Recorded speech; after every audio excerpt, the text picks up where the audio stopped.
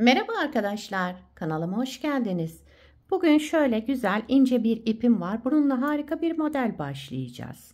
100 gram 360 metre uzunluğu olan iplerden. Kullanacağım şiş 3 numara.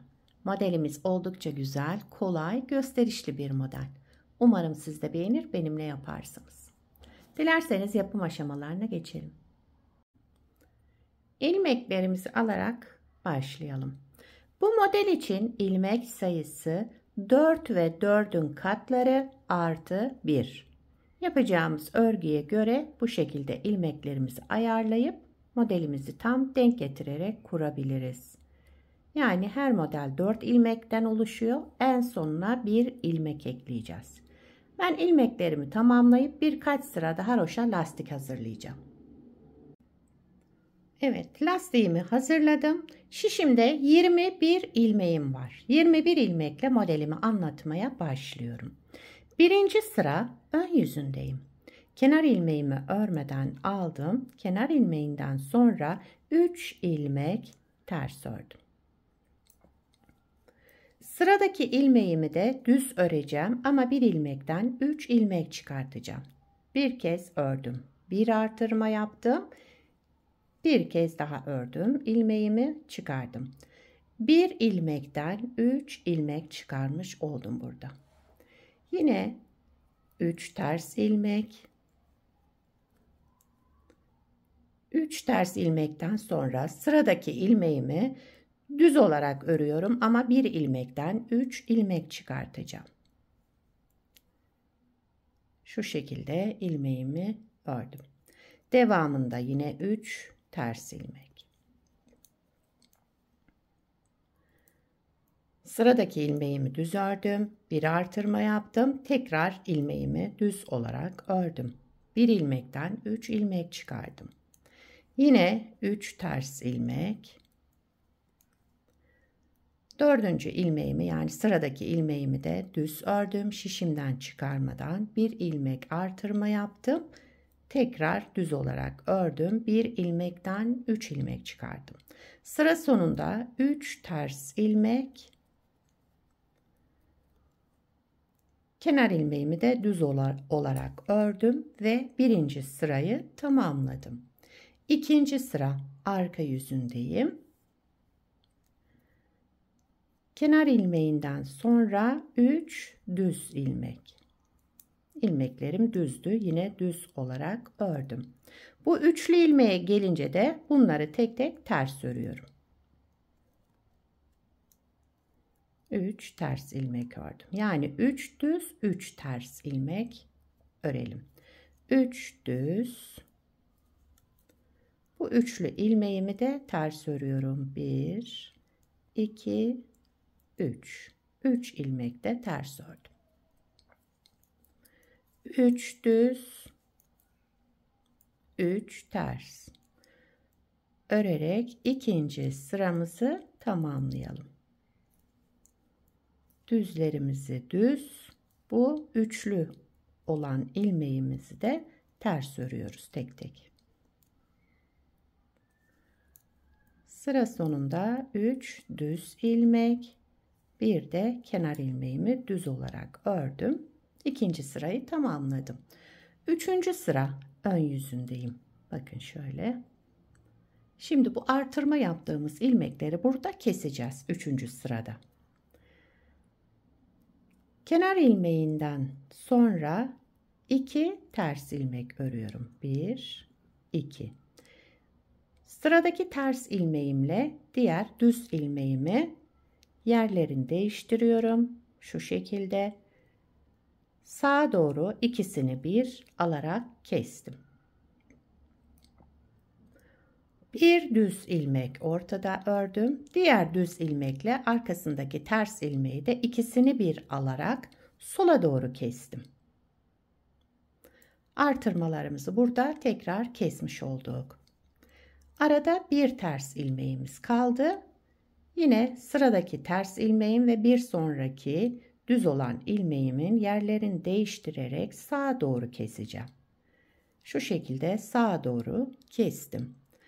Bir düz ilmek ördüm. devamındaki düz ilmek ve diğer ters ilmeğin de ikisini bir alarak sola doğru kestim. Arada bir ters ilmek. Şimdi yine bu ters ve düzün yerini değiştiriyorum. Düz olan ilmeğimi öne aldım. Tersi arka tarafa aldım.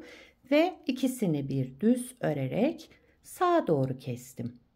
Devamında bir düz. Sıradaki iki ilmeğimin de ikisini bir alarak sola doğru kestim. Arada bir ters.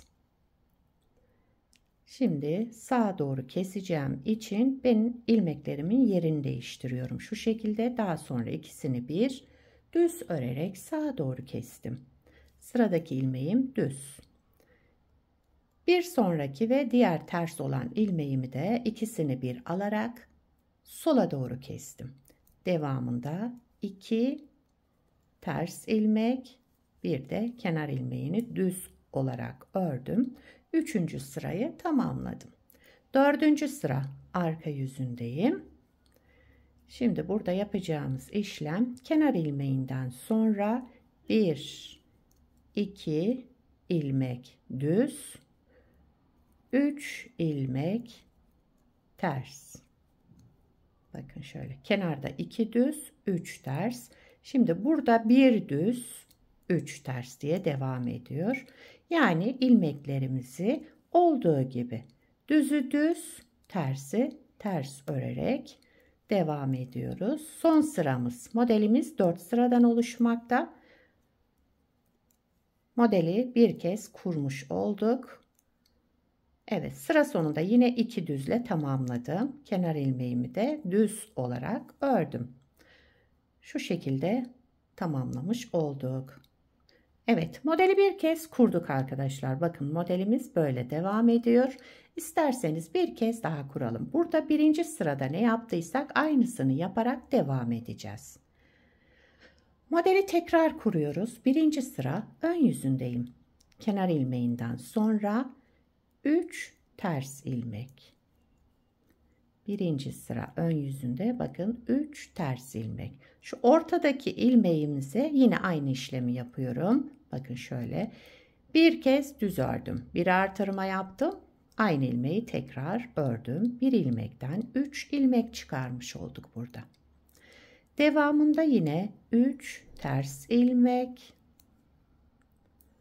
Sıradaki şu ortaya denk gelen ilmeğimizi de yine bir ilmekten 3 ilmek çıkartıyoruz. 3 ters ilmek. Sıradaki ilmeğimizi bir kez ördüm. Bir artırma yaptım. Tekrar ördüm. 3 ters ilmek. Sıradaki ilmeğimizden 3 ilmek çıkartıyoruz.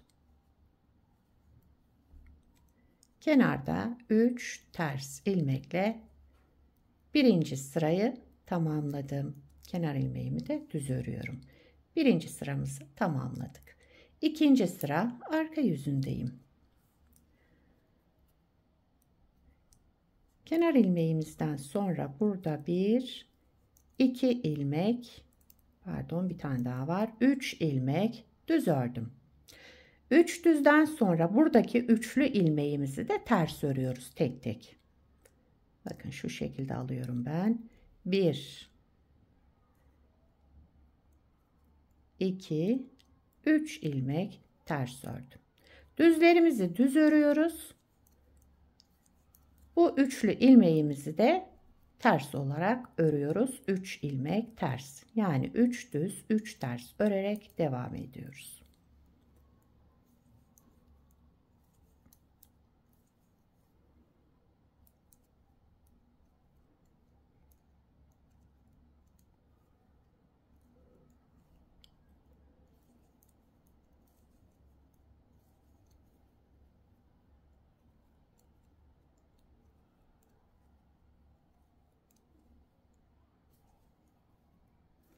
Sıra sonunda 3 düz ilmek, bir de kenar ilmeğimi düz ördüm.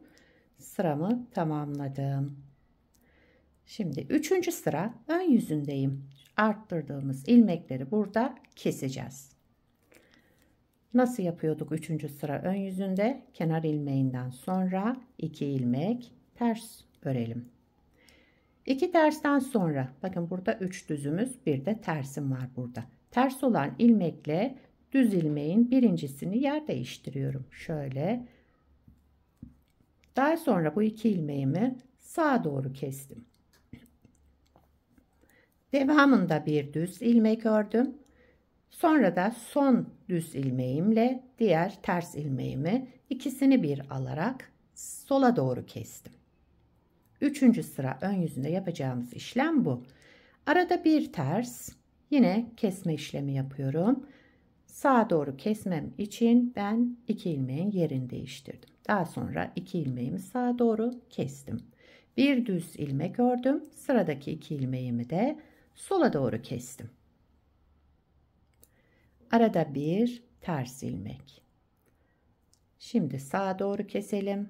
2 ilmeğimizi, bir tersle bir düz ilmeğimizi sağa doğru kestik. Ortada bir düz. Şimdi bir düzle bir ters ilmeğimizi de sola doğru kestik. Bir ters ilmek. Sıradaki 2 ilmeğimizi sağa doğru keselim. Düz ve ters olan ilmeğimi sağa doğru kestim. Bir düz, sıradaki 2 ilmeğimi sola doğru kestim. Sıra sonunda 2 ters ilmekle sıramı tamamladım. Kenar ilmeğimi de düz olarak ördüm. 4. sıra arka yüzündeyim. Son sıramız, modeli 2 kez kurmuş oluyoruz bu sırayı da tamamlarsak. Kenar ilmeğinden sonra 2 düz, 3 ters. Sıra başında 2 düzümüz var. Aralarda bir düz. Bakın. 2 düz, 3 ters, 1 düz. 3 ters, 1 düz örerek son sıramızı tamamlayalım.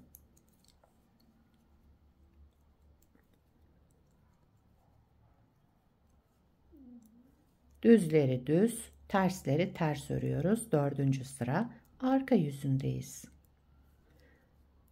2 düz, bir de kenar ilmeğimi de düz örerek sıramı tamamladım.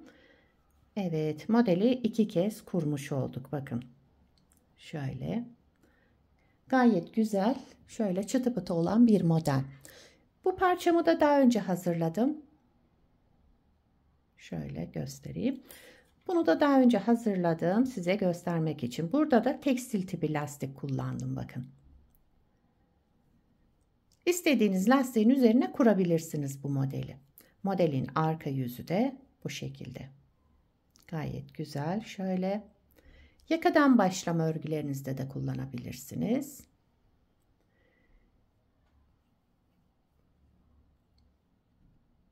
Bu modeli yetişkin örgülerinde, çocuk örgülerinde hepsinde kullanabilirsiniz. Gayet güzel, kullanışlı, yapımı kolay modellerden. İstediğiniz ipe de uygulayabilirsiniz. Ben bugün şöyle bir ince ip tercih ettim.